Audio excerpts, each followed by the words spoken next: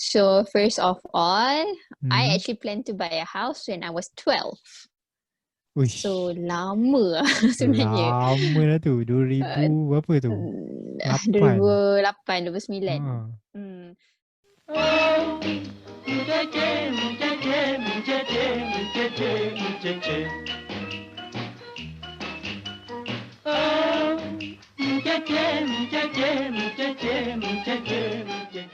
Assalamualaikum dan salam sejahtera bersama saya, hos anda Ikram Malik dalam rancangan The PodPet. Terima kasih kerana menonton episod 2 pada minggu ini yang bertajuk, nanti aku bagi tahu korang tajuk dia apa, bersama tetamu dia siapa. Tetapi sebelum tu, aku nak ucap terima kasih kerana telah menonton episod 1 The PodPet yang bertajuk Comfort Zone bersama Naim Yasim. Kalau korang belum tengok lagi, make sure korang tengok, okay? Korang boleh pergi kat YouTube channel The PodPet. Korang boleh tengok, korang boleh like, subscribe, share so that I can grow my YouTube channel to share more content in the future. Okay guys, thank you. So topik pada minggu ini bertajuk home ownership. Memandangkan kita ni usia yang masih muda, 20-an, 30-an, mestilah satu hari nanti kita punya cita-cita untuk memiliki rumah atau apartmen untuk kita tinggal bersama suami atau seorang diri kan. Kesianlah seorang diri So, tu. Tapi anyway, kita ada bawa tetamu khas yang berasal dari Pulau Pinang. Beliau ni telah memiliki apartmen sewaktu umur 22 tahun. Dia telah sign agreement untuk beli sebuah apartmen di Kuala Lumpur. Jadi minggu ni kita bawa tetamu ni untuk tanya dia apa proses dia, apa fees dia, kenapa dia beli tempat tu, so that dia bolehlah share dengan kita. Kita tahulah apa untuk expect kan in the future bila kita pun ada rezeki untuk beli property. Jadi tanpa membuang masa, kita memperkenalkan tetamu kita pada minggu ini, iaitu Liyana Azizul. Assalamualaikum hello. Yana. Waalaikumsalam. Hello, hi Kram. Halo Yana. Hi Thank you for having viewers. me. No Hi problem, no semua. problem. So Uh-uh. Yana sehat eh? Sehat, Alhamdulillah. Thank you for Alhamdulillah having me for the sihat. opportunity nak No bercerita. problem, no problem. Thank you juga sebab spend waktu untuk di-interview. Bukan di-interview, kita borak-borak kan. Ah, Betul. hari ni hari Sabtu, so itulah kesian kan hujung minggu kena layan The PodPet ni. Tak ada lah, more than happy tu lah. Tak ada masalah, benda kecil je. Baiklah ya. So Yana, cuba cerita pasal diri sendiri. Share sikit kepada pendengar-pendengar Okay. kita. Siapa Liyana Azizul ni? Ni macam interview. Okay. Basically nama Liyana binti Azizul, pendek je, panggil Yana ke apa ke. So background briefly, sekarang I'm actually doing freelance lah as a financial consultant dengan Prudential dan Private Mutual. So kalau nak cakap background, kita go balik as far high school lah. Primary school jauh sangat. Lagi jauh lagi bagus.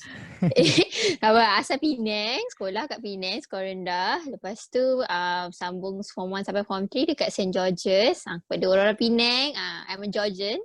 Dan lepas tu form 4, form 5 masuk MRSM typing dekat Perak lah. So lepas MRSM, Alhamdulillah dapat offer masuk KYS. Macam tu lah, kenal Ikram dekat situ lah kan. Ya, betul-betul. Time tu tak ada kenal sangat. Dia tipu je ni. Dia macam Ikram ni kan geng-geng macam ala yang hot stuff kan. Tak kenal tak sangat ada maknanya.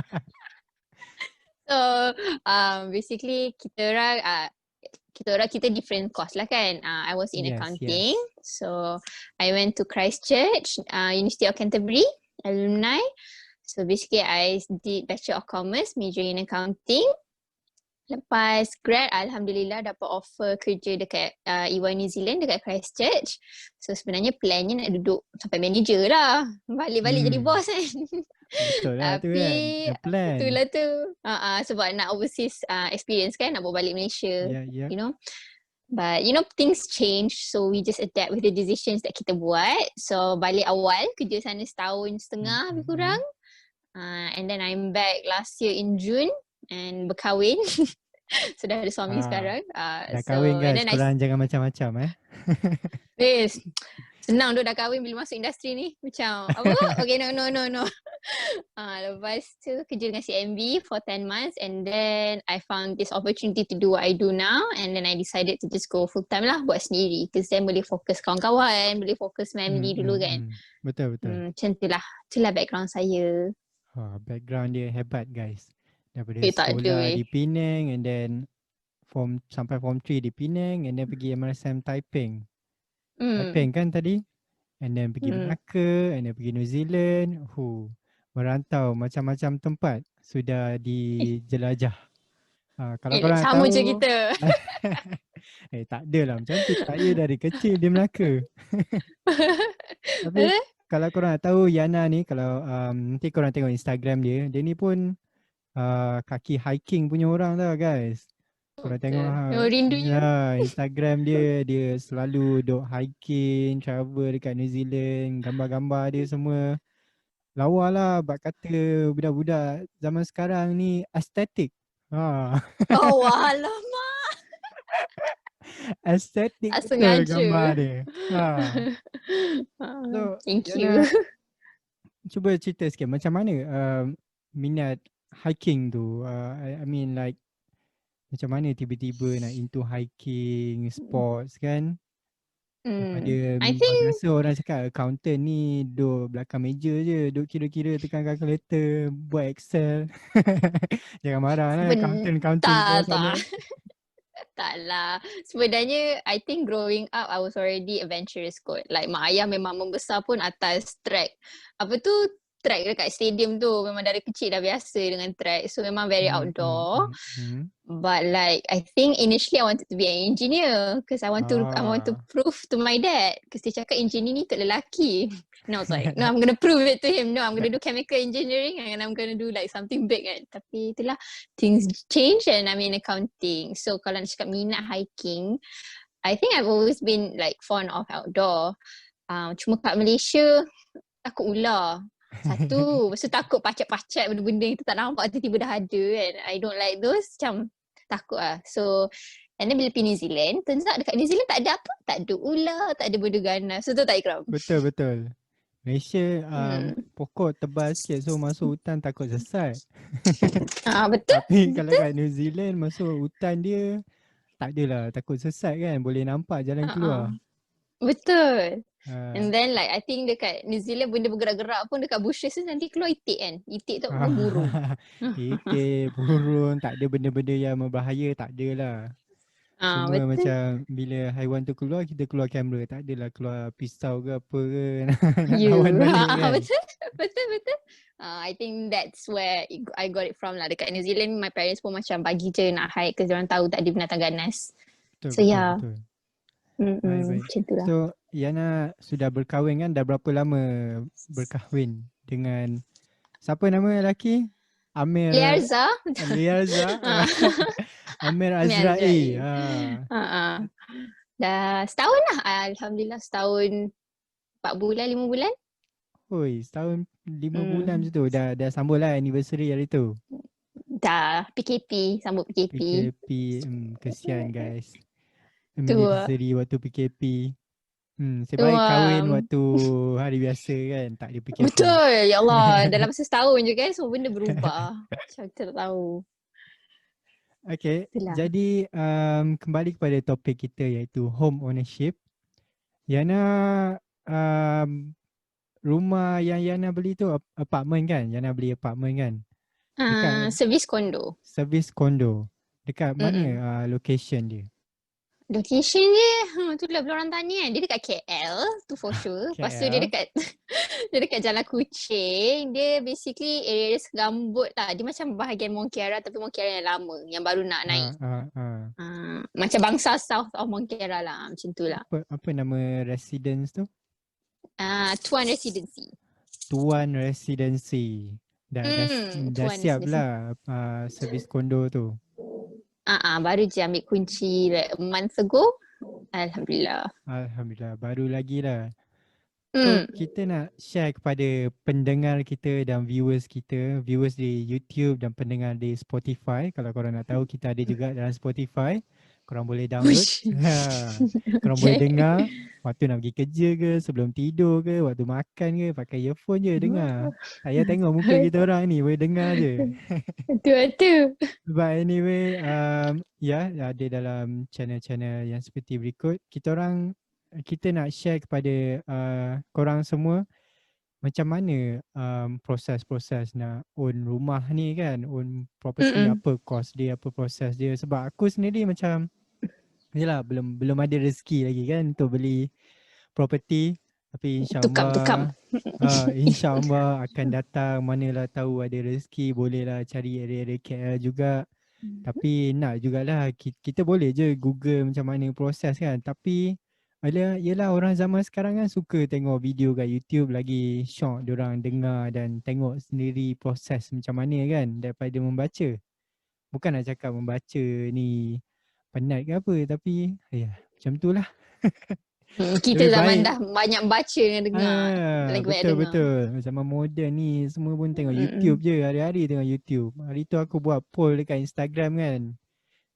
Tanyalah, do you guys watch YouTube ke apa kan? And then jawapan Ha. dia adalah every single day ataupun no. And then majority of them jawab every single day. And aku sendiri setuju, hari-hari sebelum tidur tengok YouTube. Ada Aduh, je betul lah benda tu. nak tengok. Kadang dengar lagu Uh-uh. pun dalam YouTube. Ya Allah tu aku habis Ah. data. Tapi Anyway, betul lah Yana, tu. macam tu lah kita nak share kepada pendengar dan viewers kita. Cuba Mm-mm. Yana cerita apa proses-proses yang ada untuk home ownership ni waktu beli tuan Okay. residency. Okay, so as in like the process. So to start off, kita nak masuk dulu tak, like how I choose the house dulu. Yes, kita boleh start macam tu. Macam mana kadang orang fikir macam location pun penting juga kan untuk beli rumah. Takkanlah nak kerja kat KL, nak beli dekat mana, Nilai ke, jauh kot. Push jauh weh. So location.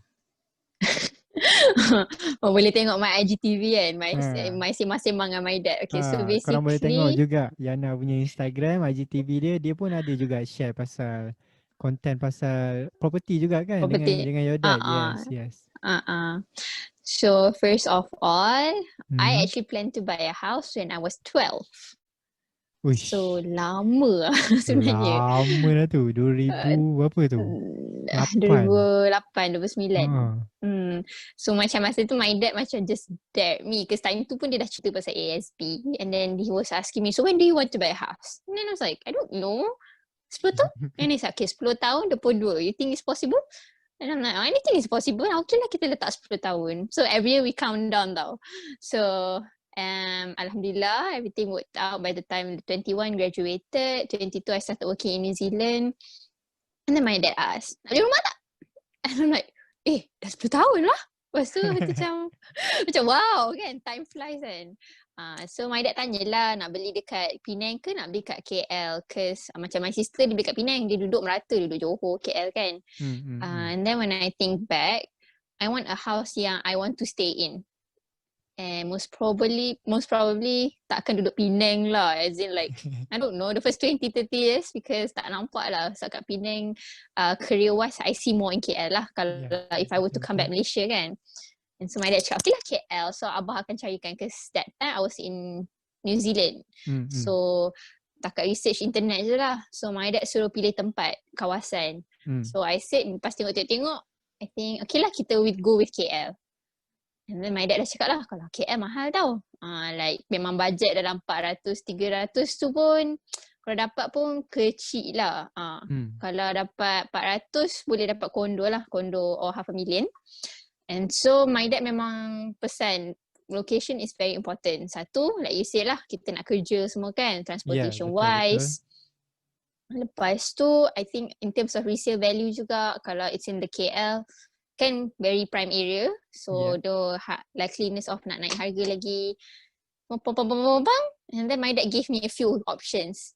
Dia lah basically my asset manager, dia dah retire dah time tu. Baiklah.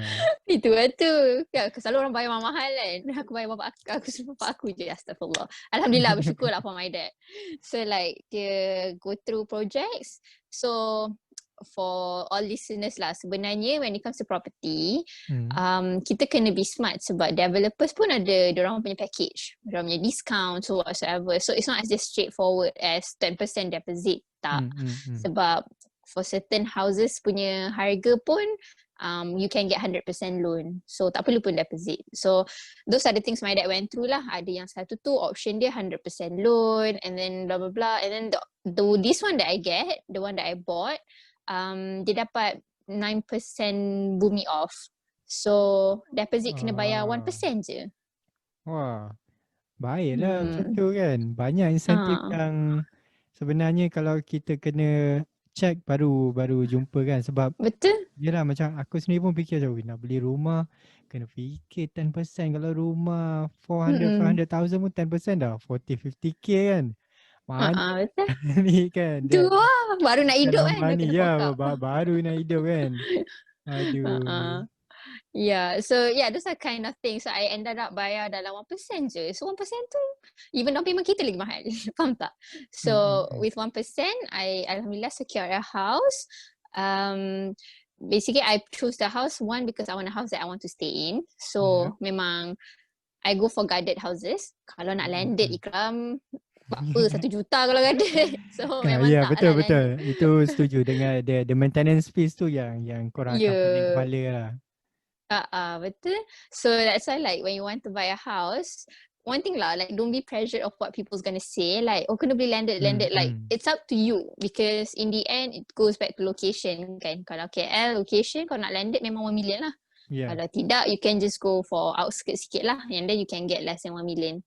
So I was fine with condo semua. So initially I wanted to rent it out sebab tak plan nak balik kan. Tapi dah balik, alhamdulillah lah I chose a house that I wanted to stay in. So memang kena dengan jiwa lah. Sebab honestly you have to be transparent with yourself. What kind of house would you live in kan? Yeah, Like betul. some of us tak kisah, some of us kisah. Like I kisah. So it's your personal choice. So don't have to be, apa ni orang cakap, be pressured Don't of be what people's pressured. gonna say. Yeah. Tak Betul? adalah orang cakap, kau ke rumah kena macam ni, rumah aku. Suka hati aku lah kan. Betul? Apa pula kau yang bagi tahu? But like, betul, but then like you have to take in the tips lah and facts kan, like how to choose a good house. But like kalau at the end if your budget is there, ambil je lah, it's your house kan. Betul tak? Betul. Lepas tu, yeah, so that's how I chose the house. And then it turned out alhamdulillah the developer was very good. Cuma delay dalam 3 bulan. And then rumah dah siap dah. Siapa developer Tuan Residency tu? CP Island. Diorang tak banyak projek kat Malaysia. Island. So They diorang have few. still new lah. Ya. Tak adalah baru sangat tapi boleh lah. CP Ya, Island. dia bukan lah macam banyak projek dah. Ya. Diorang bagus lah, like so far projects diorang semua record bagus lah. So those are the things that you want to look at, like developer punya track record, diorang ada project abandon ke tak, semua tu kan. So we went through benda tu all of that. penting kan. Because I heard of news jugalah yang orang beli rumah dia murah sebab yelah rumah yang belum naik ni biasanya murah kan, Yana. Rumah yang belum start buat, yang baru just put the gate, ada iklan semua, diorang biasanya murah kan. Orang kadang-kadang pun terperangkap juga dengan benda ni because diorang macam, murah lah, okay, we buy them tapi without doing background check of the developer. So eventually diorang dah bayar apa semua, tiba-tiba macam asal rumah tak siap-siap ni kan. Pun ada juga kan case macam tu. You pernah come across lah orang macam tu? You pernah? But yes, I heard of, because my dad work in construction kan. Dia cakap bila nak beli rumah nanti, you have to look at the developer itself. Macam kena check them, they have their track record and everything. Kalau diorang memang baru, and if you really like the place, korang kena tunggulah rumah tu siap. Janganlah beli before that. Sebab there are risk of diorang tak siapkan projek kan. And then kita pula kena bayar sekarang. Ya, kita pula kena bayar kan. Betul. That's why lah CPI they had few projects yang memang dah buat and siap. And then that's how my dad got the track record and then we went through. Dan alhamdulillah lah, the output was very good. So tu kena tengok betul-betul lah sebab alah in life biasalah kalau something tu murah mesti ada sebab, tu tak? Yes, exactly. Tiba-tiba dekat Ha, KL harga macam tu kan. Orang macam apa pasal murah sangat ni. betul. Tengok-tengok semua dah goyang. Betul. Sebenarnya kan, because my background is banking kan masa balik Malaysia. So basically rumah ni, how it works is, lagi rumah tu tak siap, harga tu tak Mhm. naik. But once Betul-betul. rumah tu siap, baru dia start appreciate. So like my house, masa 2 years ago, alhamdulillah like was cheap lah for because for that kind of house location selalunya memang 500,000 and above. But I managed to get less than that. And Mhm. then masa siap 2 tahun buat, siap baru-baru ni, in a month, I check balik value dah naik dalam 50,000 dah masa sebulan. So about how many percent tu dia punya appreciation lepas siap? Kita bahagi. Tak apa guys. Korang yang mendengar di rumah ni kembali mendengar, tunggu, sabar kerana kami sedang menekan kalkulator. Dalam 12%. 12 Berapa? banyak sangat kan? Ke 1%? 50,000 kita bahagi 400,000. Agak-agak Accounting kita dan sedang kira. 12%. 12%? Dan 12%. Banyak weh. Tunggu Banyak jugalah. rumah tu siap je naik 12%. Dah cover Sebab tu balik dah. kalau Kalau korang bayar installment dah cover balik lah installment. tu lah tu. Sebab tu lah like sebab tu rumah ada 2 jenis lah. Rumah dah siap dengan belum siap. Ni kita masuk technical sikit lah kan. Yes, So lagi technical lagi bagus. ni macam banker dah sembang muka aku. So rumah ada 2 jenis. Dia ada rumah tak siap dengan rumah dah siap. Rumah dah siap kita panggil subsale lah. So bila kita baru start kerja, selalunya kita tak adalah nak dapat allocate duit terus 1,000-2,000 kan untuk rumah. We would want to pay it progressively, sikit-sikit. Betul. So when that's the case, usually kita ambil for under construction punya rumah lah. So under construction punya rumah, kita let's say lah total installment is 1,500 contoh lah. So selagi rumah tu tak siap, kita cuma bayar interest. So interest dia macam sikit-sikit, RM100, RM300. Like mine, the last interest I paid sebelum dia siap was 1,000, and then once dia siap terus full installment. So imagine lah for 2 years I only paid like 300, 500, 800, 1,000, and then lepas 2 tahun baru start bayar full. Tapi interest tu bring over lah kan dia punya, sebab kan kita beli rumah ada tenure macam 35 years, 30 years kan. So tolak lah daripada tenure tu punya tolak. Oh, okay. Ya, dia tolak. Memang sebenarnya semua loan pun macam tu. Like the first few years, early years tu memang dia tolak interest dulu sebenarnya. Tak tolak principal lagi. Ya, once you start bayar full, baru you start bayar principal balik. Baru start dengan principal plus interest lah kan. Yang awal-awal tu memang tolak interest je. So that's why I went for rumah under construction lah, because I wanted like gradually kan. So okay, we get into like how I bought the house lah, the process kan. Tadi your soalan. So I was in New Zealand tau the whole time. So memang everything was jarak jauh, PJJ lah. Bukan pengajaran jarak jauh. Semua aplikasi AJJ, aplikasi jarak jauh. Kira dah practice untuk kerja work from home lah. Tu lah tu. Kira lockdown ni no problem lah, dah biasa lah. Itulah tu. Imagine lah like the whole document rumah, like berapa kg tak. So the banker at that time was alhamdulillah was my sister-in-law. Dia dekat CMB, so she helped a lot lah. So to me lah, at the end of the day, it's all about service. So if you were to choose anyone to help with your life, choose with someone yang good service. So I got my own sister-in-law, and dia memang buat kerja TikTok. So memang macam she would post the whole document dari lawyer to New Zealand, and it took about 2-3 minggu. Lepas tu dah sampai kan kat New Zealand kan. Macam nak buat apa, nak cari apa Pesuruhjaya Sumpah kat sana untuk kita panggil kasih apa? notary. Kasih notarize. Bahasa Inggeris apa? Bahasa Inggeris solicitor. Pesuruhjaya Sumpah. Pesuruhjaya. Okay, anyway. So I went to find for Pesuruhjaya Sumpah kan. I was with EY. Actually banyak je lawyers kat EY. But then diorang macam, we can check the documents. So diorang yang tolong checkkan documents tu. Because I didn't even know what to check kan. So diorang checkkan to see where nak kena notarize. And then pergilah naik basikal kan kat New Zealand. Naik basikal hujan-hujan dalam beg, bawa dokumen rumah kan. Pergi serius. hidup ni kan. Tak tahu lah, kat my IG it looks all glam, but orang tak tahu lah the stuff that Ni, kita go through kan dekat ni belakang. macam last week Naim ada share. Dia tak tahu dalam IG kita duk gambar baik-baik tapi belakang cuci tandas, cuci pinggan. Nak kumpul duit. Betul. Like Ah, honestly, I did a lot of things lah dekat New Zealand, kerja semua that contributed to the fun of nak beli rumah semua ni sebenarnya. Tak boleh kita masuk lagi. So basically kan, naik basikal, ingat lagi masa tu winter sejuk-sejuk, pukul 5 pagi petang kan dah gelap kan. Pergi dekat lawyer ke solicitor, tak tahulah, itu apa Suruhjaya tu punya sumpah punya, ya Allah, Suruhjaya sumpah punya office. And then ketuk masuk kan, bawa dokumen this banyak stack tau, like literally dia ada banyak kopi. Lepas duduk tu masuk-masuk kan, solicitor lah Suruhjaya sumpah je lah. Okay. Kita panggil dia PS. PS tu keluar, PS. dia tengok kan, what are you doing here? I'm like, I have my documents from Malaysia. I bought a house. And dia macam dah confused sangat tau.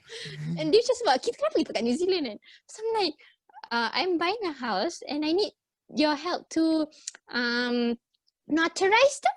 Dia tengok, do you know every notarization yang dia buat, like one chop dia tu, Ada cost dia kan.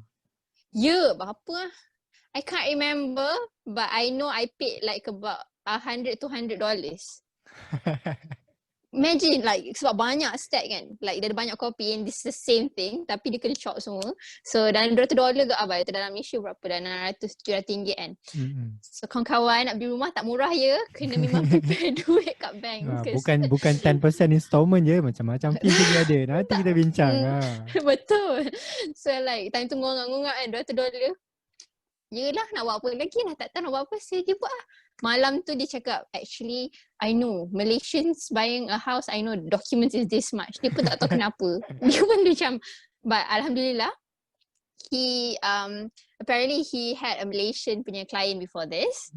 So ada satu surat tu, bila dia nak notarize, dia orang kena faham tau surat tu. Kalau orang tak faham, dia orang takkan notarize, especially New Zealanders, dia orang integrity very high. Betul. So kalau dia tak faham tak ni kan, you know what happened?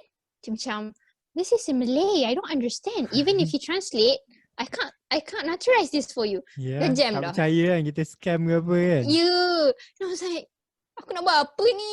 Faham tak? Dah seorang-seorang tu kan. So macam, maybe I find a translator. Lepas tu dia pun macam, you try nak ask. Lepas tu dia pergi belakang, dia pergi godek-godek dokumen dia. And dia bawa keluar kertas ni macam dah koyak-koyak kan. Guess what? This is a proof of how long I've been in the industry. Dia dah in the industry 40 tahun kot kan. Dia dah tua dah. Dia ada the exact same letter that I brought tu in English. And dia punya kertas tu memang artifact lah, I would say. Macam lama gila. Boleh masuk museum lah. And then it's Malaysian. Dia kata, ni klien dia from berapa puluh tahun ago. So dia simpan a copy just in case in future. So tak tahu rezeki kan, Allah nak tolong kan, datang sejuk-sejuk bawa basikal. So notarize lah. So dapat lah notarize that document. Kalau tidak, I wouldn't even know who else nak find, tahu tak? Kalau dia tak ada, dia nak cari siapa lagi, mana tak ada kan. So tu lah. So dokumen tu, dapat dokumen lawyer. Oh, the process, tak cakap tadi. The process is kena apply application form lah, semua normal. And then kita bagi payslip. And then because I kerja overseas, I have to get my visa and everything. Tu dengan proses CMB, nak beli lah kiranya. nak apply loan rumah dulu. Apply loan rumah dulu. Of course kan, you have to approve loan dulu barulah boleh sign SMP and everything kan. Betul-betul. Yang the one I was signing was already financial agreement sebenarnya. So yang solicit tu. So basically the process tu daripada awal. Actually, because I wanted to buy a house, my sister-in-law macam nasihatkan I untuk buat ASB loan dulu. So that I have a credit history. Sebab, untuk orang-orang muda kita lah. So credit history is very important. So bila kita nak buat loan rumah, bank akan tengok kebolehan kita nak bayar. So if you don't have any history pernah ambil pinjaman, like track record kita, dia susah orang nak approve kan. So I didn't take a credit card, but I already have a credit card in New Zealand. So I took ASB loan lah. The first month I kerja kot, I think I buat ASB loan for 3 months. Lepas 3 bulan kerja baru I apply for the house. Sebab I want to have the track record. Credit history lah. Betul. One of the way is ASB and then credit card lah kan. I think Ya. yang the easiest way, is it? Easiest but can be the most dangerous jugalah sebab Yes, credit card kan. exactly. Kan korang dah Ya. beli macam-macam, lupa pula nak bayar. Tu Lupa lah nak bahaya bayar tu. tak apa. Jangan tak ada duit nak bayar. Betul. Like, you tend to spend and lepas tu lupa nak bayar. Tak boleh nak bayar pun duit. So so it took me about a process lah buat ASB bla bla bla 3 bulan nak apply rumah. Lepas tu masa apply rumah tu actually tak lepas sebab dia macam ni lah. It's a rule of thumb lah berkurang macam like if you baru start kerja first year tak sampai setahun pun, actually kalau you nak beli rumah 400,000 about 400 lah 1000 and above, actually susah nak approve sebab dia ibarat you are too fresh. Macam bank tak confident of you as the payer. Betul? So for my case, and plus I was working overseas, my dad jadi my guarantor lah. Sebelum my dad sign tu dia tanya, make sure Han bayar tau. Han tak bayar aku kena. So I'm like, okay, pejam mata, okay lah. I will make sure. Sebab dia macam ni lah, like if your dad becomes a guarantor, you tak bayar, you lambat and the guarantor lah akan kena cari dengan bank. Ya, betul. Yeah, so my dad become my guarantor dan alhamdulillah lepas lah. So nama tu rumah was my own name, my own self. So my dad was just a guarantor for the loan and then lepas dah hantar dokumen yang sign cerita tadi tu, so hantar balik Malaysia, then settle lah dalam masa 6 bulan, 5 bulan, everything settled. To process the loan sahaja ke including the SMP of the house? Including everything. Include everything, dah sign SMP, everything semua. 5 months tu pun macam banyak. I think it was about 3-4 months lah. Tapi it was quite fast lah, alhamdulillah. Macam straightforward. Tapi lepas dah approve your financial contract semua agreement yang pasal loan tu, the SMP tu diorang hantar juga ke New Zealand ke virtual sign? Yang banyak-banyak tu lah. Yang banyak-banyak. Oh, include lah. Ya. Banyak-banyak tu pun Dia ada financial agreement, SMP semua. Semualah dalam tu. Patutlah berat kan. And then Malaysia require berapa kopi dah, 3-4 kopi. So macam tu lah. So that was the process. And then I started paying the interest maybe about end of the first year I kerja. And then 2 years now rumah dah siap. And dah balik Malaysia. So dulu cakap terus terang lah, gaji sana memang lepas lah nak apply rumah. Sebab kan convert kan lah dalam gaji sebulan dalam 2.5 NZD je. Tapi kalau convert tu membuatkan lepas lah.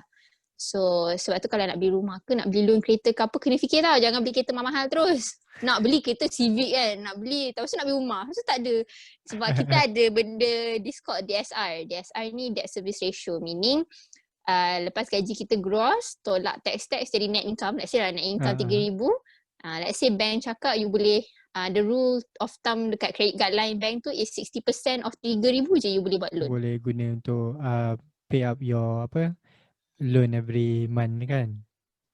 So meaning 3,000 kali 6%, 60%, 1,008. Meaning loan installment campur kereta, rumah apa semua, loan ASB ke apa semua, maksimum 1,008 je boleh buat for that gaji. Kalau tidak, loan decline. Korang kena tahu tu.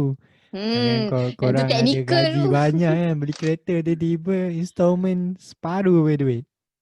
You imagine 1,008 tu dah beli Civic dah. Tak Civic pun kita pergi lah.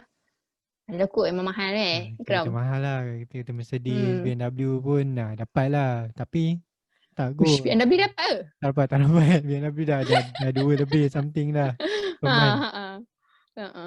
Hobi macam Honda, Toyota dah dapat lah. Tapi itulah you have to plan well lah. Sebab kalau macam bayar MyV pun 800 dah. Betul. 800, 700. So you have to plan lah rumah berapa you nak beli. So like me, alhamdulillah dulu beli kereta kat New Zealand. So memang tak masuk lah secret record kat Malaysia kan. Even kat New Zealand pun tahu tak loan kereta maksimum berapa lama kat New Zealand? Berapa lama? Kita 9 kan? Kita 9 ya, normal maksimum 9, yes. Sana 24 bulan tak salah. 2 tahun je? 24 bulan ke 18 bulan? Something like that. Tapi okey lah, kereta sana murah sikit. Murah sikit lah. Betul. Boleh lah. Sebulan dalam $400-500 ke masa beli lepas itu. I think Malaysia je. I think I read somewhere about loan kereta kan. Malaysia antara negara yang paling lama untuk Ya. sembilan tahun lama. Indonesia pun berapa tahun je? 2 ke 3 tahun Oh, atau setahun naik. macam tu lah. Malaysia very forgiving. Aggressive. Forgiving. Bahaya kat tu. 9 Hutang. tahun tapi bahaya. Lama sangat 9 tahun sebenarnya. So bila Betul? 9 tahun orang macam lama 9 tahun installment jadi rendah lah kan. Mm. Orang pun tend to beli kereta mahal-mahal sikit. Sebab 9 tahun after 9 Mm-mm. years mestilah korang macam dah income dah naik ke apa. Tapi after 9 years your car tu the value memang depreciate gila lah. Betul, betul. Hmm. Memang betul lah tu. Memang kat New Zealand pun beli kereta apa, Honda Fit comel je. Macam idam nak beli Honda Jazz kan. Tapi tak apa lah, kita settle dengan Fit dulu. So macam tu lah. And then dah Alhamdulillah then dah settle dah. Now dah start bayar rumah full lah. Bayar That's the installment process. and everything lah. Like you Berapa have lama proses dia buat rumah tu? I mean like developer tu berapa lama dia buat rumah tu daripada ground zero? I think when the ground zero happened, it was about just 6 months before I bought. So in total about 2.5 years. Cepat ke 2 rasanya? years sana. Berapa besar punya bangunan ni? Berapa tingkat dia punya tu? 34 tingkat, I think. 34. So it's a pretty big resident lah dekat area situ. Actually tak. Sebab rumah tu dia 34 tingkat. Dalam total unit ada dalam 500 unit, I think. 300 lebih. Tak banyak lah dia. So itu dia kata dalam 300 orang dah datang and tu dah macam 80%. So probably dah 400 lah. 400 unit. So and then that bangunan dia seketul je. Dia tak ada banyak-banyak blok. Oh they just one tower je lah. Tak ada macam Ya. tower 1, 2, 3, 4 ke tak ada? Tak ada. So it's quite private lah. Mm. Nantilah kita boleh buat tour. Nanti bila dah boleh buat apa GoPro Yes. lah. Kita buat tour pula. Boleh buat vlog. Kita follow up with our previous tetamu orang cakap. Tu Follow up je. dengan version 2 orang cakap. Betul. Tapi macam okay lah. Rumah tu memang fully service. So dia ada pool, dia ada gym, dia ada guard, dia ada tempat barbecue dekat rooftop. Boleh nampak Genting Highland lagi. Kira memang full service lah. Bukan biasa, memang bukan ada guard sahaja. Dia lengkap, semua ada. And then dia punya maintenance dalam 200 sebulan. Macam initially macam rasa mahal nak bayar kan. Imagine loan dah dalam 1,700 campur lagi 200 tu dah dalam nak 2,000 kan. Tapi masa pergi rumah tu, masa ambil kunci, puas hati lah. Like they did it very well done. Macam masuk nak bayar maintenance fee tu pun seronok. Even pergi kat post box pun dekat tempat ambil surat. Cantik gila, macam Instaudi lah. Macam tu lah kelakar. Korang boleh google Tuan Residency ni. Memang lawa. Dia apa konsep dia? Dia heritage lah. Heritage ni konsep. Dia punya floor pun black and white. Dia punya lobby lift pun lawa. Betul kan? Betul? My dad macam bangga gila lah. Like, see, I told you this is a good project. proud asset manager. Tu lah. Memang boleh bagi credibility lah guys tu. So apa your dad cakap? Yelah from 12 years old. Now back then you were 22 years old kan. Dah beli property kan. Apa your dad punya reaction? Dia punya reaction, I think he is happy lah. Because one thing I learned from my dad is daripada dia beli macam, you know, our dream is always to like help anak-anak kita beli rumah tu tak? Like we want to buy a house untuk anak-anak kita. So like he wants macam mana nak cakap dia tak belikan rumah sebab dia takut nanti kalau dia beli anak-anak dia tak nak duduk. Jadi lepas tu nanti jadi bad dad lah pula kan. Tak boleh nak jual balik ke apa. So bila dia tengok anak dia dah dapat beli rumah, and then like puas hati lah. Like macam nak cakap, dia happy lah. Macam nak cakap, tak tahu nak describe. Tapi dia happy sangat. Walaupun PKP hari tu I tunjuk dia rumah, semua dia seronok lah. Dia puas hati, dia dapat educate. Betul. Dia, I really don't know how to describe. Dia macam just so proud at everything lah. Macam my dad, dia ada beli rumah. Lepas tu dia jual rumah tu, and then the gain from that dia macam distribute sikit lah dekat anak-anak untuk nak help out. But like my deposit kan were like 1%. So 1% tu memang I use my own money je lah sebab sikit je. But then like those money, ada some I invest. Yang my dad bagi tu I invest balik. But then that one help juga masa balik Malaysia lah. Sebab bila balik Malaysia, gaji daripada RM9,000 jatuh kepada berapa. So that Jauh help with beza. jauh beza. So that help a lot with like kalau ada short and apa-apa nak bayar rumah. So adalah. But at the same time macam I cakap lah, macam Naim cakap yang apa kita basuh jamban semua kan. Weh, kau buat kerja apa-apa dulu? Selain pada kau terbang-terbang atas langit, ada tak? Ada. Behind the closed door pun ada juga buat housekeeping punya kerja, buat kerja-kerja.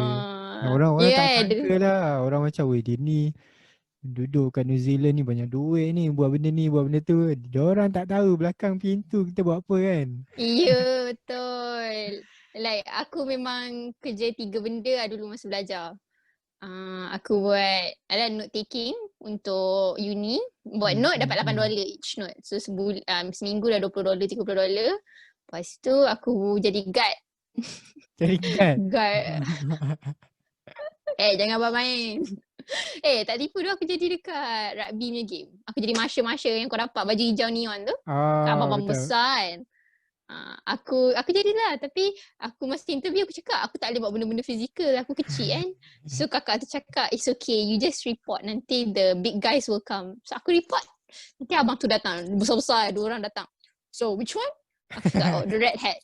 So diorang bawa lelaki tu kena keluar dari game, keluar dari stadium. So, And then the other one pada I did hustler-hustler di luar sana, pemuda-pemuda, student ke, macam-macam korang boleh buat. Korang jangan malu. Dalam Instagram tak apa, korang tunjuk je korang happy semua kan. Tapi belakang tu korang kerja apa ke, tak payah cerita lah. Takkanlah berlemah-lemah nak tunjuk gambar kan. Macam But I think the last one I did was cuci rumah. I did cleaning. Letak promote diri je dekat website platform ni. Lepas tu jadi cuci rumah lah. Cuci toilet dorang, vacuum rumah, bagi makan dia punya kucing. But time tu memang gila lah nak basuh toilet, and owner tu macam, this is not clean enough. Lepas tu dia suruh lagi buat. So kita redor lah nak duit je pasal. Buat je. So you have been saving up lah. Memang dah plan kan in the future nak beli rumah, nak beli property. So daripada university life tu dah start doing part-time jobs and everything to save up money. I always wanted to work kat Malaysia, like Starbucks tu kan. Tapi terus lama belajar, so did not have the opportunity. So buat dekat sana lah. Sama je lah tu kan. Lagi mencabar sebab kita orang luar dekat negara orang kan. Betul. Kita apply kerja dia macam boleh ke dia ni buat. Dia orang punya mentality macam we are Asian, macam boleh ke nak buat kerja ni kan. Betul. Tapi itulah nak cari rezeki tak boleh malu lah. I think that was sort of things that helped me masa balik Malaysia. Because I was like, aku dah buat benda pelik-pelik benda ni. Jangan masuk lagi. Ingat aku tak buat sama job Tak buat sama job. Yang kita orang buat fruit packing. Tak ada. Kau buat apa? Aku kerja tu lah in Queenstown, my company tourism tu. So I've been doing that all year round lah. No such thing as summer job. Tapi bila summer tu busy lah.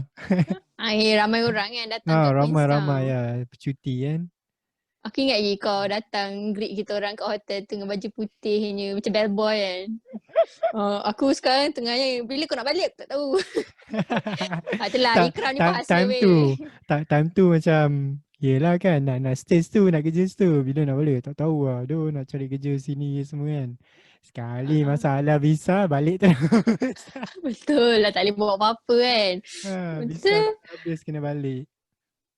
Aku rasa aku start baik dengan kau betul-betul pun sebab ingat tak yang kita orang stranded kat Queenstown tak ada hotel tu. Yang siapa tak kita tak nak sebut kalau dia dengar, yang terambil tarikh next month instead of that month. Dengan sejuk-sejuk bawa ikram. Take us Kalau in. kalau tengok video ni tahu-tahu lah kan siapa kan yang selalu Mesti dia bertingkara gelak. tu. Tu lah. Tapi redha je. Dan tu lah, aku start kenal kau time tu lah. Lepas tu, ya. Banyak Pengalaman benda kan. pengalaman macam-macam untuk kita mencari rezeki kan. Nak beli benda yang kita nak, kita punya nak mencapai impian, orang cakap macam-macam kita kena buat. Betul. And then like, orang kadang-kadang rasa tak apalah, tunggu habis belajar baru saving. Tunggu habis sebenarnya kan.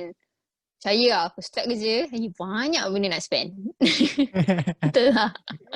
Betul lah Ikram. Betul lah.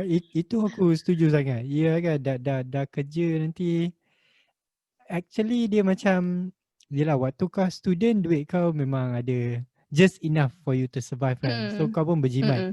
Tapi bila dah kerja, you have your income. You have macam extra money. So kau pun macam tak apa, aku hujung bulan ni masuk gaji. So belanja lebih sikit lah. Beli ni, beli tu, beli kasut baru, baju kena tukar baru nak kerja kan. Baju takkan nak pakai baju sama kan every week kan. Wih, aku pakai baju sama. Ada orang dia jadikan macam habit lah. Macam aku suka pakai t-shirt dia macam ni je. So build your identity kan. Tapi certain people macam as your income increase, your expenditure pun increase. Besar, periuknya besar keraknya. So Betul. korang better saving lah. Jangan guna all your income. Your income tu patutnya majority of it should be in your savings. So that korang boleh beli rumah.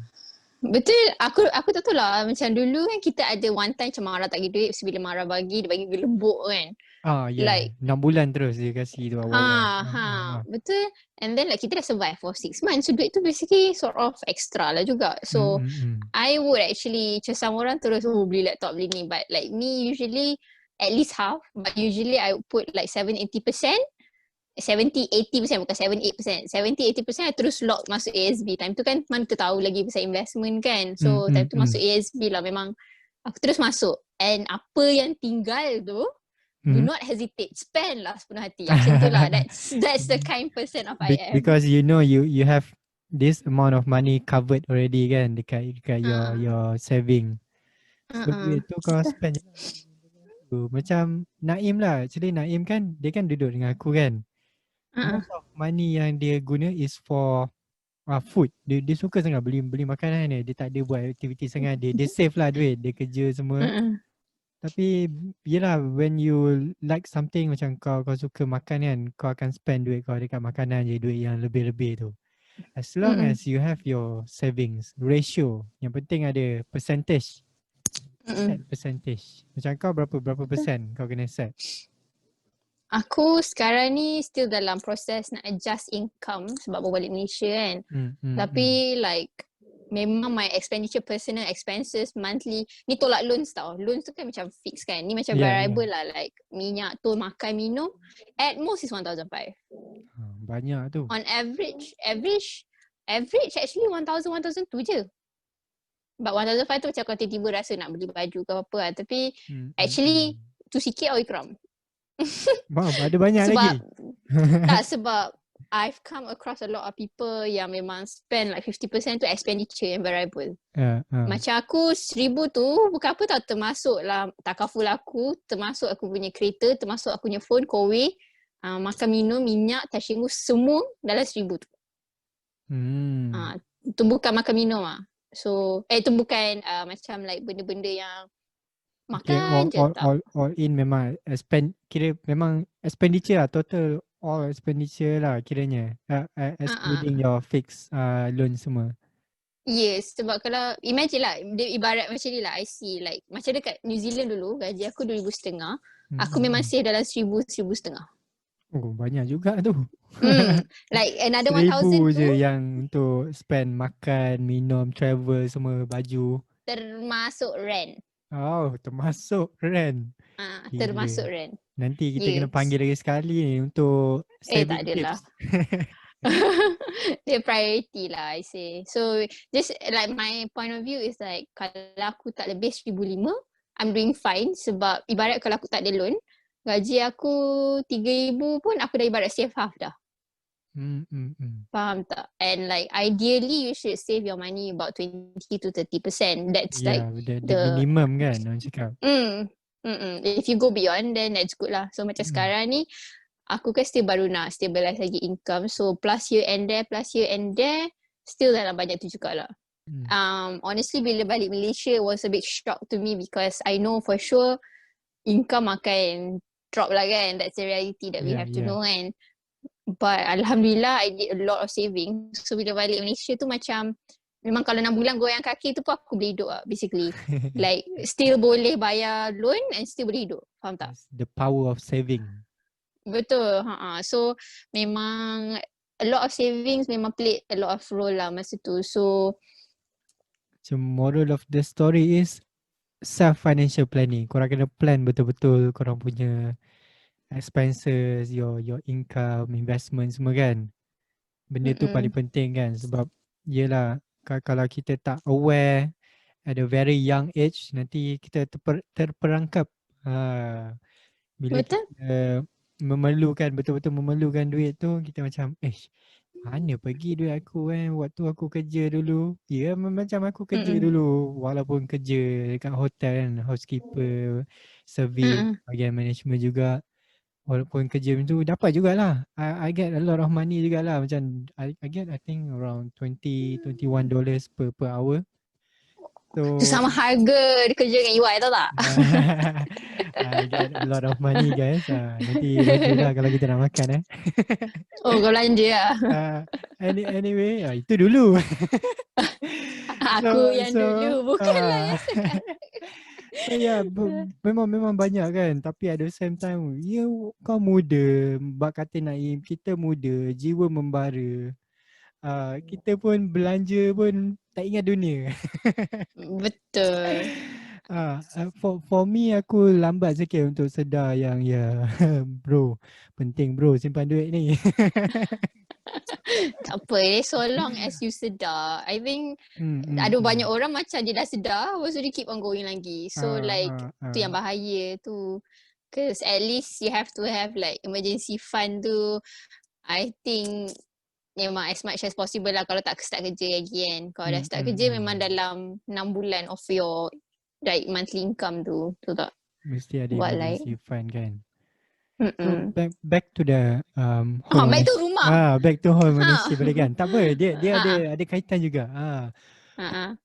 And so when you decide to buy a property kan, do you look at your saving first? I mean like kau kena ada set amount of saving baru kau decide untuk beli property ke ataupun kau macam boleh lah ni along the way I will survive.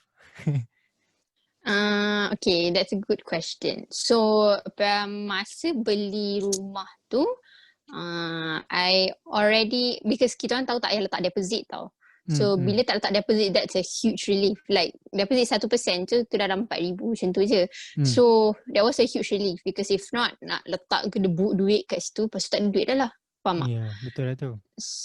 So my savings, I did my savings since I was 12 juga. Masa 12 tu like a lot of things I already did tau. Macam like okay buka ASB nya account dengan my dad bawa buku cap jari semua. I think masa tu je pun savings nak cakap ke amount ke PDP. This amount of money. About few amount lah. Memang 5 figures and above lah. Kalau 4 figures memang tak cukup lah kan. So like my dad suruh cakap siap like just imagine lah kalau nak letak duit tu boleh letak untuk deposit about roughly lah. So and then I said to my dad okay lah dah tak letak deposit, this can be my emergency fund. So bila calculate balik if anything were to happen already have my savings untuk tolong bayar loan. So kalau nak tengok memang my rule of thumb was the 10% deposit tu lah. Tengok how much money. And then kalau ada lebih sikit daripada deposit amount tu lah. Sebab honestly nak pindah masuk rumah ni mahal weh. Bukan murah weh. Like nak beli rumah tu dah satu. Banyak cost dia. Like masa nak beli tu okay lah 1%. And then survive lah dengan duit gaji New Zealand. Memang tak rasa lah tu dalam berapa ratus dolar je. Balik Malaysia tak sampai $500 pun kau duk hantar balik monthly tu. So dia nak pindah masuk, dia datang satu surat nak collect keys. So the last fee dia datang surat 2,000. Time tu kan hati dah redha gila lah. Macam surat datang 1,000-2,000, bersyukur lagi dia tak datang lebih daripada banyak tu, faham tak? So macam datang, okay, kena bayar dalam 1,007 kot untuk collect keys. Tu macam final fee lah, final legal processing fee semua. Oh ya, nanti kalau cari developer yang free legal fees. So you save on legal fees. Because legal fees pun dalam 2% of market value. Market value tau. Ada banyak kan, I think a lot of incentive or developer sekarang yang dorang advertise free SMP, free legal fees and everything kan. Betul. So Tu kalau pun boleh korang nak beli 10-20 rumah, ribu. tengok je yang ada a lot of incentive. Kerajaan pun bagi incentive banyak, especially during this COVID period. Ada je incentive. So continue Betul. balik. Fees tadi bila nak move in tu. Fees. Okay, dah settle yang 1,500 tu. Lepas tu nak pindah masuk. Lepas tu orang tanya soalan paling best. Nampak tak background saya ni kan cantik kan? Nak renovate rumah tak? Sebut renovate. I was like, renovate? Harga selalu renovate berapa Sebi-sebi lah dalam 10,000, 20,000 pula dah. Terkejut. Sebelum ni tak ada pula terfikir. Ya, sebab kita dah okay lah, cik boleh pindah dah ada masuk rumah, kan. dah happy kan. Masuk rumah, lampu tak ada, kipas tak ada, aircon tak ada. Macam, okay, kita kena menghadap lah kos-kos untuk pindahan. Lepas tu bila renovate, kita orang discuss. Yana dengan suami Yana, I discuss, kita orang decide gigan dapur dululah. So kita buat dapur dulu. Lepas tu, ni paling best. Tak nak buat plaster ceiling ke? Aku ingat plaster ceiling tu murah weh. Masa panggil orang datang kan, kira-kira. Ini semua dalam 7,000. Design macam mana tu dia offer tu? Satu rumah lah basically. Dia letak plaster ceiling and then nak drill hole tak ada masalah. Kita je nak beli lampu tu. Lampu murah dalam RM20 kan tu. Cuma nak buat plaster ceiling, nak mak kita. Lepas tu mak kita marah kot kalau ceiling rosak, apa rosak kan. Aku dah start faham bila mak ayah marah sekarang. Macam kita rosak kan nanti.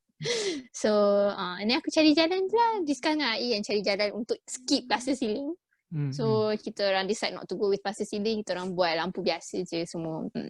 Benda-benda tu semua perempuan nanti nak bayar, adalah kos nak pindah tu. And then nak beli furniture lagi. Nak beli furniture takkan nak furniture biasa kan. You are going to stay there for a certain period of time, macam lama juga kan nak stay situ. Mestilah you want some comfortable furniture, some good cabinets for your dapur.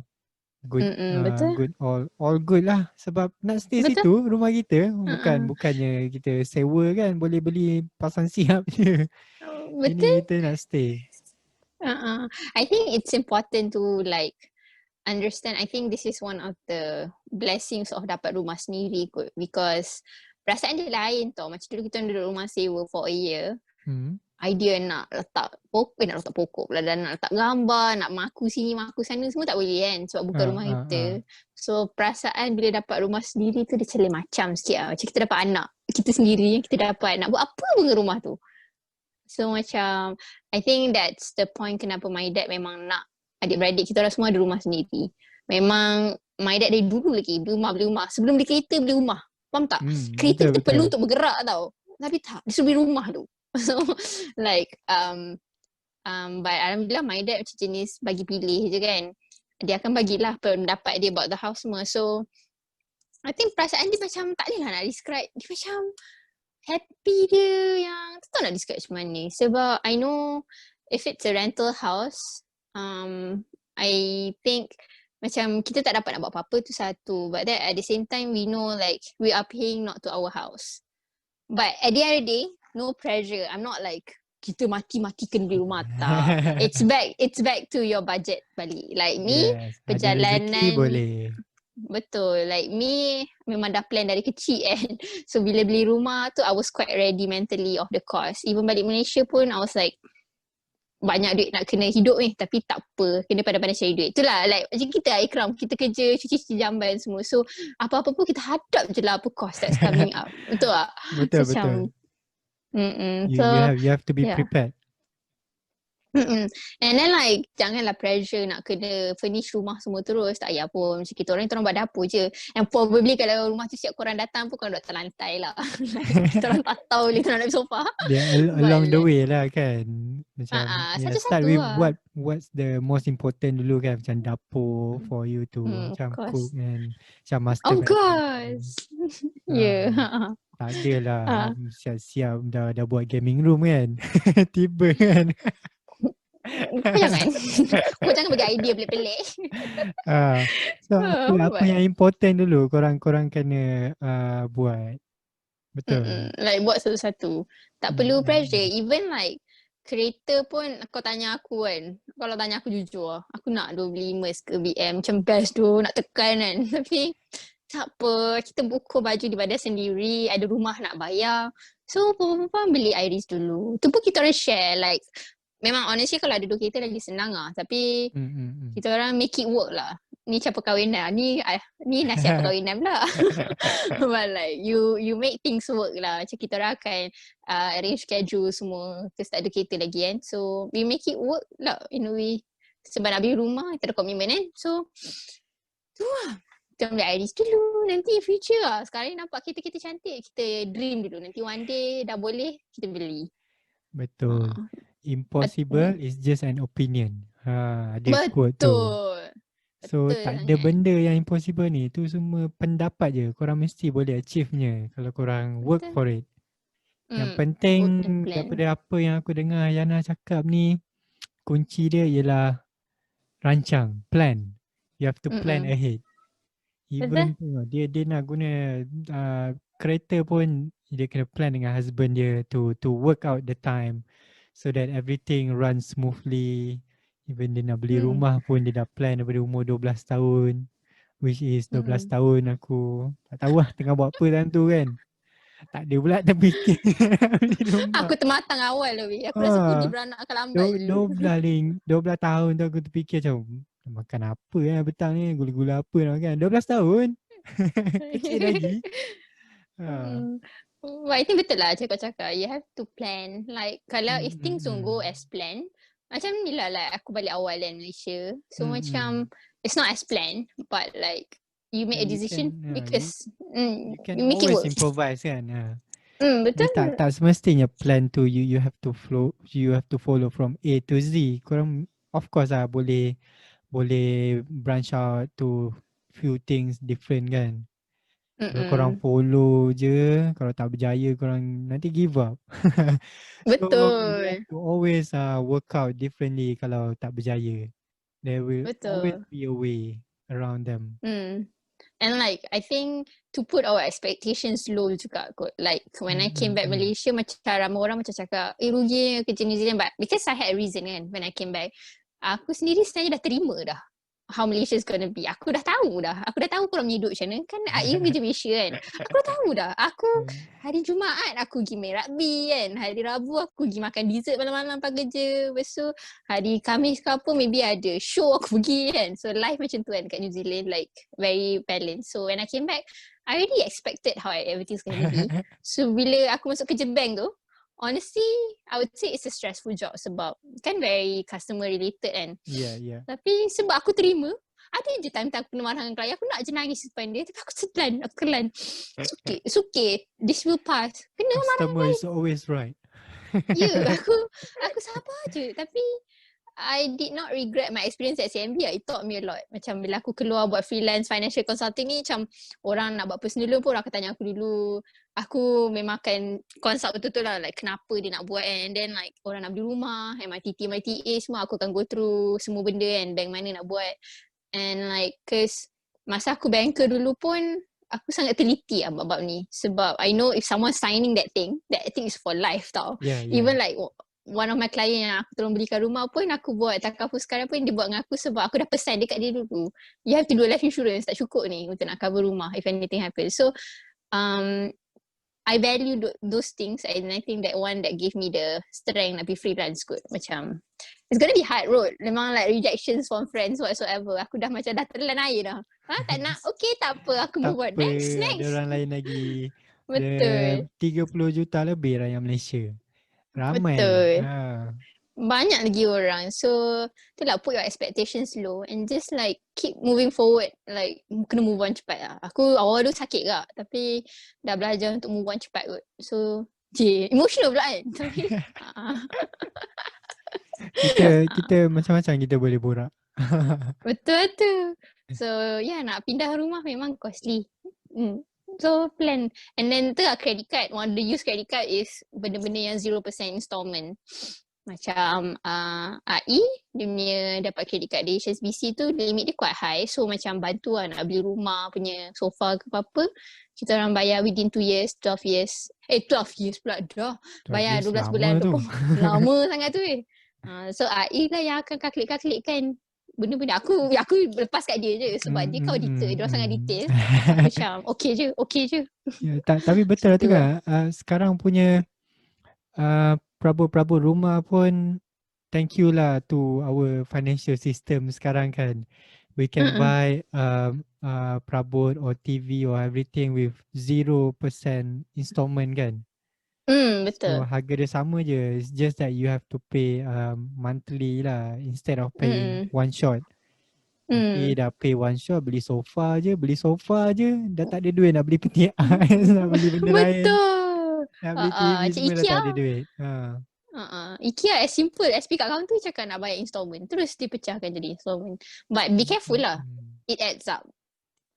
Macam kita orang memang dah kita orang plan like I sit down dengan AI like okay, kalau bulanan kalau kita split how much maximum we are willing to pay, so kita orang dah limit to that amount. So that's how we plan lah. It was always planning. Tu kunci untuk korang memiliki rumah pada suatu hari nanti. Korang kena plan. Tak kisahlah kalau umur dah berapa pun plan je. Nanti mana tahu berjaya juga mencapai kita punya rancangan kan, mencapai kita punya impian. Yang penting Betul. plan. Betul. Jadi kita tengok daripada awal tadi kita ada fees notary. Kita ada installment. Mula-mula fees notary tu and then installment 1% tu. And then kan ada macam legal fees, stamp duty tu. Itu semua free lah. Developer tu bagi free. Kalau tahu tak kalau kena charge tu berapa agak-agak fees dia? Okay, so basically saya did loan rumah masa kat CIMB. Kalau under construction adalah this offers kan. Kalau rumah kita beli rumah dah siap, which is subsale. Kalau subsale memang you kena bayar lah the legal fee, faham tak? Dia akan masuk dalam your your housing loan. Pada house loan. Ya, selalunya loan akan like 90% plus 5%. So, let's say lah rumah 400,000. Lepas tu kita kali dengan about let's say 2%. At least dalam 8,000 tu dekat legal fee semua benda. 5, 8, 10,000 lah. They cover what kind of things they cover? Untuk nak buat financial agreement. So kita ada 2 agreement macam yang kau cakap tadi kan. Ada S&P. Dia ada lagi satu nama dia FA, which is financial agreement. Tu agreement antara kita dengan bank yang kita akan bayar semua. Benda yang mahal. All for the documentation and everything lah. Betul. For the lawyer to work. Dia punya fees lah kiranya. Kalau lawyer kita ingat apa? Duit. Jadi itulah ini your case special lah because you get a reduction on installment and everything. Tapi the conventional way is 10% installment. Kan? Betul? Betul. 10%. This is the fees lah yang ada kan untuk memiliki rumah. 10 installment 10%. And then ada legal fees. And then ada stamp duty, betul? Stamp duty tu sekali lah. Sekali dengan legal fees semua tu lah kan? And then apa Insurance? lagi? Insurance pun ada? Cuba cerita sikit. So basically yang benda kalau kita duk dengar sekarang kan zaman social media kan, infos are getting spread faster. Yang benda yang kita duk dengar MRTT, MRTA tu. So itu basically loan insurance pada rumah. So any loans kita ambil semua ada insurance sebenarnya. So those insurance function dia is if kita meninggal ataupun kita cacat kekal, those loans are paid off. Yeah. So macam my first house, that time tak ada life insurance lagi, like personal one. So I did took MRTT. MRTT tu basically kalau apa-apa jadi dekat aku basically loan tu paid off lah. MRTT So stands for mortgage reducing term takaful. Kalau MRTA belakang dia assurance. so MRTT tu apa cost yang kita kena aware untuk bila nak beli rumah nanti? Dia about the same price as the legal fees juga. Like selalunya like me when I do housing loans, I will tolak the legal fees siap, minta quotation per lawyer. Let's say lawyer cakap dia sebab loan rumah selalunya 100% plus 5% or 90% plus 5%. 5% tu dia orang allocate to legal fees dengan insurance. So selalunya I'll get quotation from lawyers dulu. Let's say diorang cakap, let's say lah 10,000. So 10,000 maybe 2%. So the last 3% ni kat insurance lah. Sebab tu lah kadang-kadang insurance rumah dia MRTT semua ni dia tak cover 100% sebab dah exceed that 5%. Sebab tu lah Insurance yang rumah dah kan pening dah. kita kan kita macam for life insurance we have to pay monthly premium kan. For MRTT ni pun ada monthly premium you have to pay ke macam mana? Ke just one off payment? It's incorporated in the loan. So you tak perasan pun kalau you dah bayar installment it's tu. just part of your okay. Faham. So you imagine, let's say you are paying 20,000 for insurance rumah. Let's say lah kalau rumah dalam 400,000 memang dalam 20,000 lah dia punya insurance. Then you borrow loan. Lepas tu ada lagi 4% interest on that. Ni masa zaman before COVID. So you are actually paying a lot lah for your insurance without you knowing. But I'm not like bashing MRTT, tak. It goes back to what kind of person you are. Like if you jenis memang beli rumah for investment nak settle dalam 10 tahun ke whatsoever, then MRTT may not suit you sangat. Maybe life insurance suit you better so that you ambil satu life insurance yang cover your family and cover your house sekali. But if you jenis yang memang beli and memang tahu nak duduk situ lama ke apa ke, then MRTT is fine. So it's back to you hidup ni lepas tak kerja, it's all back to you. What you want sebenarnya. Orang tu cakap kat aku. Betul. Diri sendiri paling orang tu penting. tanya aku, Yana, patut buat macam ni tak? Soalan aku datang balik. Kau nak buat apa sebenarnya? What you want to achieve? Faham tak? Aku rasa aku pernah kena soalan tu dengan kau. Kau nak buat apa sebenarnya? So all bergantung pada diri sendiri. Kalau kau nak buat benda tu, kalau kau rasa benda tu baik, buatlah kan, betul? Betul. If it suits you. And then like penting pun kena research lah kan. Tak janganlah ego goyah yang main buat tak dengar cakap orang. Tak, buat dengan berilmu. Buat benda dengan berilmu. Betul. Apa lagi yang kita boleh cakap pasal income ni? Apa benda yang kita orang kena tahu pasal income, pasal real estate ni, pasal property ownership ni? I think it's back to if you're not ready to buy a house, like if you're not ready to commit, it's fine. Like, but make sure duit tu kau save lah. Faham tak? Like, ada orang cakap kat aku, diorang tak ready nak buy a house lagi. It's fine. Like, kau nak, maybe kau duduk dengan family lagi and you're fine renting. Okay je. But like, make sure the money that you are not using, save you lah letak kan? siap. Ya, sebab untuk long term and then dengan inflation rate semua, because I think banyak millennial sekarang from my observation kan, dengan cakap orang-orang keliling kita, we are so pressured by nak kena pergi makan ni, nak kena pergi ke restoran ni. Faham tak? So those things are actually costly. Macam aku honestly kalau aku pergi tempat-tempat mana pun, aku find the cheapest stuff to take to eat. Macam honestly kan duduk cafe sekarang ni, bukan mahal makanan kat cafe, but I'm like, what is the cheapest thing? I find the cheapest thing so that I can just stay at that cafe. Lepas tu bawa air sendiri apa. But like banyak orang, like example lah, paling biasa I say gaji kita letak RM2,500 and I say you're not ready to buy a house. That's fine. Kalau rent semua tolak, you should be saving about 1,500. Bukanlah nak cakap too rigid kan, but like honestly like me, if I didn't have any loans, I only need RM1,000 to survive. So by right, I only have another 1,500 tu basically untuk save.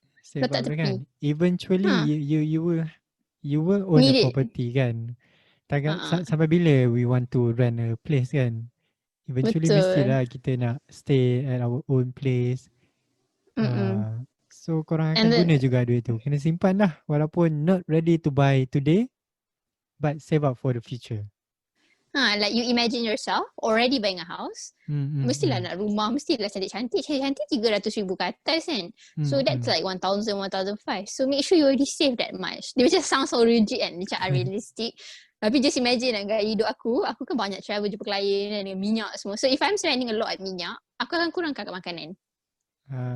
So it's back to planning and then laki aku pula auditor, dia akan tanya, so how much you spend this month? About that, it's not about how much. So okay. Detail ni. Tu aku takut nak show aku punya credit card dekat dia. Kalau dia tengok ni apa. So aku tak tunjuk lah kat AI aku punya statement sangat. Tunjuk high level je. Yeah, so I think that's the advice lah. So macam orang macam semua pressure nak beli rumah, because buying a wrong property is a mistake. And it's a mistake because macam sekarang dengan COVID, I met few macam orang yang berumur. They have a lot of houses, contohnya diorang beli untuk anak-anak ke, but like houses yang diorang beli, diorang nak jual, tak ada nak jual. So problem aku tak nak jual, it's about imagine your cash being stuck to a house. Yelah kan, macam you have to service the loan. And then kau nak let go of the house, orang macam tak nak lah, tak suka tempat ni kan, I don't like the place kan. So kira macam bad investment lah orang cakap kan. Actually pergi invest tempat lain kan, macam because it's a cash yang locked to that place. Sebab tu research is very important. Betul, sebab bahaya lah kalau you beli property. So back to the same advice, do not be pressured of what people is gonna say. Like kau tak ready nak beli rumah, fine, but make sure you save lah. Save a lot of money. Because like make your money work for you lah. I think when I came back Malaysia, I learned a lot from my clients, especially like how they let money work for them. And then to an extent, money tu just grow. Don't tak buat apa pun, but the money just grow on its own. Let the money service your loan and everything lah. Betul. So that your income tu memang kau boleh save je. Your loan semua is from your investment and everything to pay off. I met a lot of clients yang memang hardworking. Dari dulu lah I met yang hardworking or yang memang sort of screw up dia orang punya credit score and everything. They're struggling lah, especially during this time. But yang memang kerja, let's say gaji 2,000, 2,500. But they do a lot of hustling on the sides. A lot of business on the sides. So that gaji diorang tu, diorang mesti simpan. Diorang tak pakai pun. But they work extra for those money untuk cover diorang punya fixed expenses bulanan semua. Which is like expensive lah. Which is I think very inspirational lah in a way. Macam, you know, you don't define, let's say like education tak grad ke, tak buat degree kan. But they hustle lah. That's why to me and when I meet people and diorang tu tak, let's say tak buat graduate, tak ada degree ke apa pun, to me, look at you. Dia ada ilmu. Dia ada ilmu buat duit tau. Tak ramai orang boleh ada that capability. Because satu, tak ada malu kan Ikram? Betul tak? Tak ada malu. Betul. Jangan malu. Kalau malu memang tak jadilah. Betul lah. Tak jadi lah. Kunci dia jangan malu. Kena tebal muka je. Ni kita buat video YouTube ni, PodPet ni. Jangan malu lah kan. And then like banyak pula aku cakap kan. But like tak apa lama ni. Boleh. Go on. Pendengar kita masih mendengar ya. Viewers kita pun masih tengok. Jangan skip video ni. Topik dia sangat menarik. Macam tertusuk kalbu kan.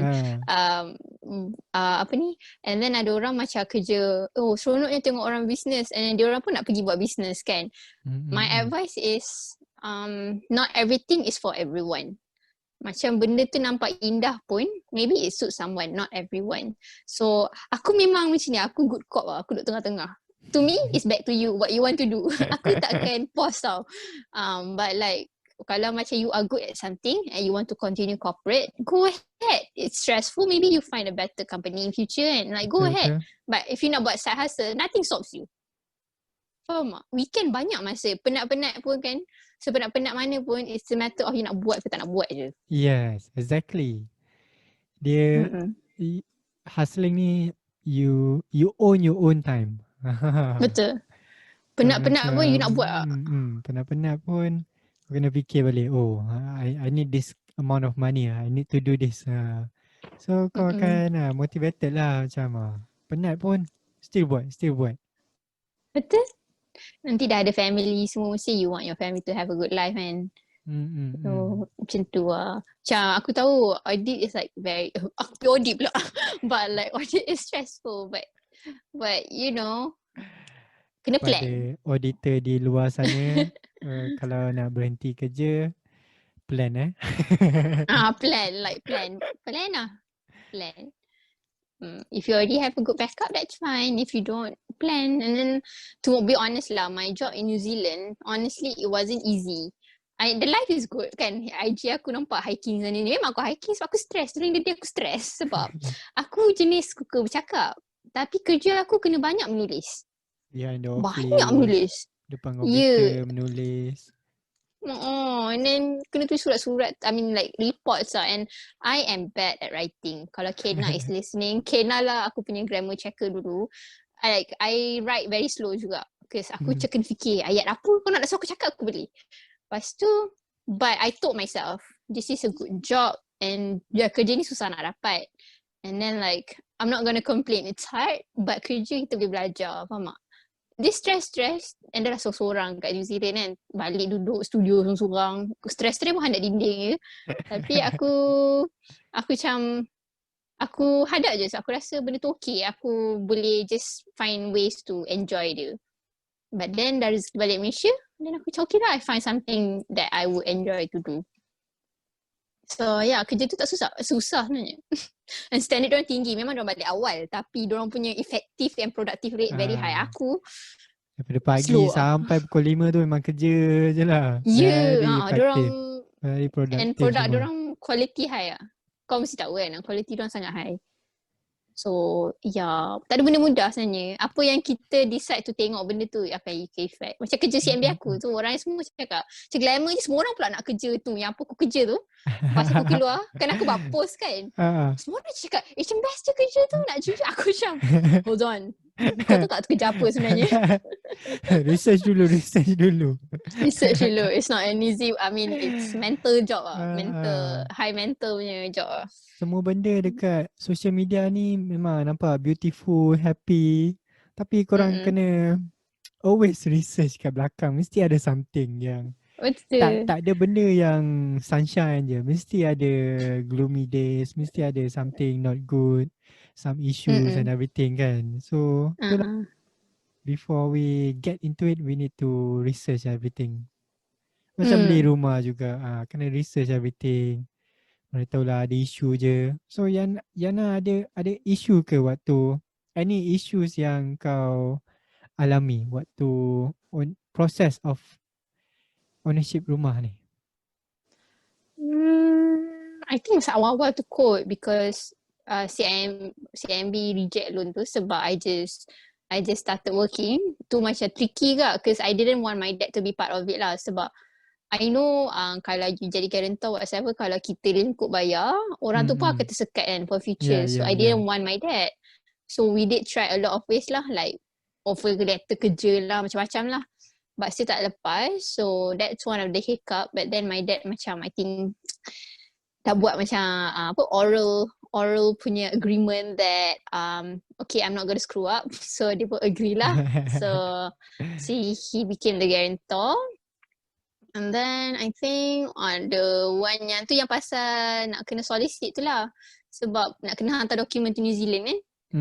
So that took a while jugalah. So masa awal tu macam mana nak ni sebab tak boleh lah nak sign count on behalf mana boleh, dia kena the person sign kan. Betul. Sebab yelah agreement kan, contract. Takkan lah orang lain yang sign kan untuk kita. Bukan beli Shopee salah kan. Tu Itulah tu. Bukan beli Shopee, terima barang, sign je. Tu lah. Aduh. And then I think eventually masa rumah siap, actually I planned the rumah siap next year, awal tahun. So financially I was planning for next year. And then dia tersiap pula awal 3 bulan. So macam kena recalculate balik. Terus duduk dengan AI macam recalculate kisah yang macam mana ni. For the first few months ni macam mana, how we gonna do. Sebab the total installment was about campur-campur pun dalam 2,000 jugalah kan. So kita kena recalculate Campur balik lah. maintenance fee. Tukar campur maintenance fee. 2,000 juga. Quite high juga Hmm. Rent? Tapi alhamdulillah maintenance saya tu bayar advance 4 months. Ah. So tak rasa lah monthly tapi dah bayar advance 4 months tau. Advance dia minta. Rasa juga kan. Rasa dulu lah. So it's a good place lah. All in all, you very happy with the location, the property, okay. Lepas ni nak jumpa klien pun senang. Tak adalah nak kena KL. spend dekat tol. Yalah dalam KL kan. Betul-betul. Betul? So Yana, Ya. one question Sekarang kan pandemic COVID-19. Is this the best time to buy a property from your own opinion? Oh, what question. Ha. Like I say, It's up back to you. you. Bukan it's up to you, but like It's up, back to yeah, you. still it's up to you. But you have to check lah, macam like the video I did with my dad tu, my dad actually addressed this question because a lot of people macam tanya message masa government buat subsidi semua kan, like should I buy now semua. My question is still, your income is okay? Do you think your income is stable enough to buy? And like, are you ready to commit? Because if you tak ready, kalau screw up your secret record, tu akan reflect long term kan. Nak beli rumah, nak beli kereta, apa lagi. And then like, you have to consider a lot of things. And then memang rumah murah sekarang, interest rate rendah. Tapi at the same time, nanti kalau interest rate naik, rasa juga, sama juga. Dia bukan fixed interest rate kan for housing loan. Boleh tengok IGTV aku. So, Lupa basically apa nama rate dia. tak apa. Interest rate consists of dua benda, base rate dengan fixed rate. So bila kita sign fixed rate, memang fixed lah. So base rate tu yang naik atas according to bank negara punya what they said. So benda tu sekarang pun kena ambil tahu. Banyak like, benda consideration. Betul, like rumah sekarang memang murah lah. Honestly, I would say rumah murah. But yelah, beli betul-betul lah. Macam fikir lah, jangan main beli je. If you are ready and like nak beli rumah dah siap and terus nak duduk and you are fine, okay lah. Sebab you are paying the loan, not me pun. So betul. You have to analyse your situation. So the best time to buy a house is your own time. Betul. You choose your own time. Kalau dah ready, of course lah kan, boleh lah beli kan. Kalau tak ready, apa guna sekarang murah pun kau tak ready. Nak buat macam mana kan? Kena save lah duit tu. Jangan main spend lah. Kita recap balik tadi. Apa fees yang ada? Kita ada legal fees, insurance, kita ada the down payment. Down payment. And then kita ada nak move in nanti, nak terima kunci punya fees. Renovate ke. Renovation fees. Banyak fees.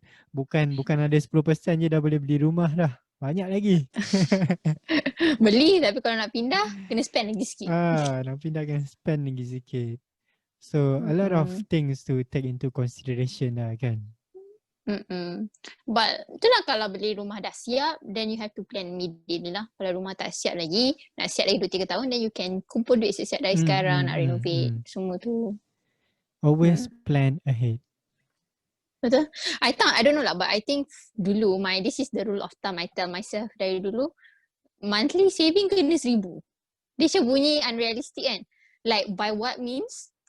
Ada rumah ada apa, saving kena 1,000. So now I'm working towards that goal balik. Like saving kena 1,000. Once dah hit 1,000 kita out kan lah. Tapi then imagine dah bayar rumah, dah bayar semua, tapi saving kena at least 1,000 lagi. Once I hit that milestone, I go beyond lagi. Macam tu lah. Sebab betul lah, kena plan. Sebab kita tak tahu bila kita perlukan duit tu. Betul. So the key is apa-apa pun planning. Kalau tak planning, tak tahu kita punya direction nak ke mana. Betul? Betul. I think ni je kot yang kita ada untuk share hari ni. Ada benda lagi ke nak share? Korang boleh, maybe kalau korang ada soalan ke, boleh pergi ke Instagram Yana nanti. Aku share dia punya link dekat description. Boleh tanya dia sendiri. Dia always free. Kalau korang tengok Instagram dia hari-hari ada je update dia punya Instagram story. DM je. Ah. Tapi before kita nak habiskan kita punya session ni kan, dah berapa lama dah ni? Kita start pukul 11 tadi, dah 12 lebih dah ni. Apa tu? Before kita habiskan kita punya session, Yana, ada satu soalan cepu mas yang aku akan tanya my guest every single week. Okay, Soalan apa tu? dia, if you have a chance to sit down and have a dinner with someone, whether this person is alive or dead, kan? Hidup ke mati ke orang ni, siapa orang tu? Dia kena celebrity ke tak? Anyone. And kenapa? Honestly, yeah, I think I would go with my tok grandpa. Because dia dah tak ada dah. Dia meninggal like, 3 years ago. I'm very close to him when I grew up. And masa kecil pun dia besarkan aku lah masa kecil kan. And then as I grow up, I think he was the closest macam best friend lah. That I would tell everything. Every personal thing pasal boys ke, pasal kawan ke, semua dia akan tahu. And then masa I plan yang nak beli rumah umur 12 pun, he was there dengan my dad sekali kan. Lepas tu dia tanya sekali, nak kahwin bila? Dia cakap lah, 10 tahun lah. So end up beli rumah 22, kahwin 23. But he wasn't around when I bought a house, and then masa kahwin pun dia tak ada kan. Dia aku nangis pula. I think I want to sit down and talk to him again because share ada your banyak benda nak achievement lah cerita. kan. And then like nak plan more things ahead. Because I wish he sempat lah jumpa anak kan. Kalau, aku nak nangis dah. So like, I always wish my anak ada masa lah nak jumpa dia. And then macam I always, kan dia lah kena banyak history pasal boys kan. And then dia suruh cakap kat dia, ni cuba cari lelaki yang boleh pakai sikit. So, and then like, dia tak sempat jumpa AI depan-depan. But dia did sempat FaceTime masa kita dah kat NZ dulu kan. Masa aku tengah masak kat AI, lepas tu AI ada kat belakang. So AI, aku cakap, dah cakap dengan grandpa. And then that was 5 months ke before dia meninggal. And then dia cakap, tu ke boyfriend hang? Dia tengok. Lepas tu dia tengok AI malu-malu kan. Cik. Lepas tu, boleh imagine kan? Lepas tu aku macam, muka macam bapak hang. Boleh lah kot, ni boleh pakai lah ni. Approve. So, approve lah. So, that sort of meant a lot lah sebab dia approve kan. Sebab sama ni dia suka cakap, tak, dia reject. And then, AI dia approve. And then, Alhamdulillah. So, I think I had a lot of things I wanted to tell him, like bercerita. And then, for me to talk about future juga. Because he taught me a lot about beradab dengan orang and how to talk to people lah sebenarnya. Because he is a very humble guy. I still don't know. Macam kita kan masa kecil kan, kita nak tahu kan who we was. Like kita maybe ketua pelajar whatsoever and how the public see us. But I always wonder how people look at him. Because bila orang jumpa dia, orang sangat happy. Like he gives this vibe of to cheer everyone's life tau. And then panjang pula. The last time I met him before pergi New Zealand, I stayed kampung for one week. So for that 1 week, every single day I brought him to places that he wanted. Because I'm PWD drive kan. So he wanted to go to MRSM, bawa dia pergi MRSM. Dia nak pergi sana. You ke? Kau pernah go through? Ya, aku bawa arwah nenek aku kan macam time tu dah dapat lesen kan, ada P kan. So bawa lah dia pergi makan mi kari dekat kampung Jawa Melaka. So very happy lah bawa pergi beli ikan, beli ni. Happy lah. Yeah, that is happy moment. Nenek kau ada lagi tak? Dah meninggal lah. Time tu before pergi New Zealand juga. Sama pula itu Before pergi New Zealand. Tapi ya, sambung. Dia meninggal masa kau kat New Zealand ke? Before pergi New Zealand. Pergi New Zealand aku pergi bulan 10 ke 11, dia meninggal bulan 9. So I think alah, dekat ya. time tu dah belajar dekat KCR dah time tu. Tapi had a good memory sempat. Aku tu lah, aku bawa dia pergi makan dekat kedai makan ikan ni, dia makan 3 ekor ikan. Lepas tu dia basuh tangan, dia macam menggerak dengan tok aku, tok perempuan aku dengan grandma aku, memang pegang tangan lah. Aku duduk layan dia orang, bawa dia pergi makan nasi kandar aku 10 malam. Dia tu suka makan nasi kandar. So aku buat semua benda tu. And then I remember the last day I met him, masa before fly, dia pegang tangan. Lepas tu dia start nak nangis tau. Lepas tu dia duduk kat kereta. I don't know, this is probably a sign. This is like a year before dia meninggal. So dia duduk kat kereta, so dia pegang steering, dia pandang.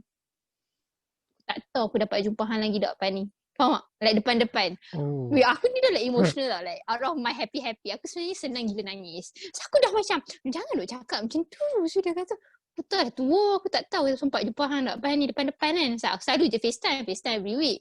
So time tu memang I told myself, like if this was the last time I'm going to see him, this is the face I'm going to remember. Faham tak? Oh Allah, aku dah nangis dah, ikram. Lepas tu, Dah berair dah mata ni. tu lah, Cover tu lah kan, berair tu cover. lah. Aku pun cover ni. So memang kita orang salam, tuan peluk, yang tu dia nangis ha. So dia balik. So and then a year after that, aku kat New Zealand, aku nak balik. And then 10 days before dia meninggal, aku actually adik aku video call aku. Adik aku ni memang jenis suka video aku random-random, and dia letak kat muka tok-tok aku tau. Sebab aku dapat dengan tok-tok aku. So memang balik New Zealand pun memang out of 3 tok aku dapat, 2 dah tak ada. So dekat tok aku pandang aku, so dia cakap, hang nak buat apa ni? Bila hang balik, lagi 2 Jumaat. Lepas tu dia terus, dah aku tak mahu cakap dengan hang. So dia bagi phone tu kat adik aku. Aku tak tahu kenapa.